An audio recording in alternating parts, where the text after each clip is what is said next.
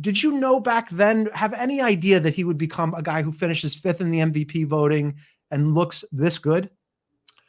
Well, I've had time to think about this, and if you asked me this a while ago, I probably would say I didn't think he'd be this good. Like, I thought he would be a point guard on an NBA championship team because he's such a winner. I thought he would get with a Luka Doncic. Like, I thought that was a great situation for him. I thought he'd get with a Luka Doncic and lead a team to an NBA playoff. Maybe a more talented player might be the leading scorer, but he would be the leader. And when that talented player got hurt sometimes and he needed to score, he'd score.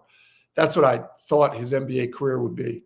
But as I look back on it, and this is probably what Dante's referring to, when he was in high school, he went to his local public high school and he carried a team, good players. But I mean, one of his teammates went to Michigan State, played football.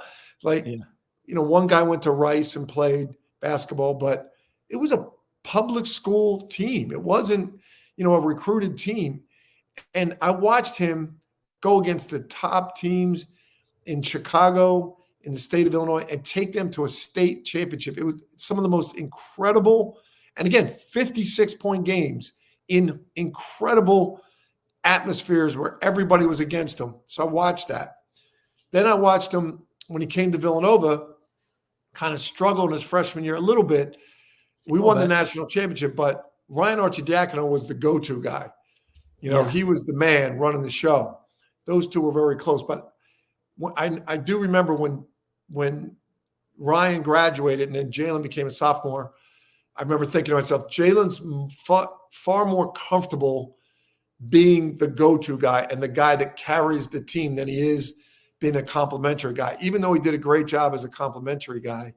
So I should have known that getting to the NBA, by him choosing to go to the Knicks, he chose being the go-to guy. Yes, he did. Over being the complimentary guy, because he had a good thing there in Dallas, and he loved Dallas, and he loved Luka, but he wanted to be the guy, and that is just what is so unique about him. It's not selfishness. He wants to lead, and he wants to carry a team. He wants the responsibility. He's such a rare individual. He's the only player that really drove me more. I feel like I was always the most driven person in our program, but he was the guy that kind of drove me more than I did myself.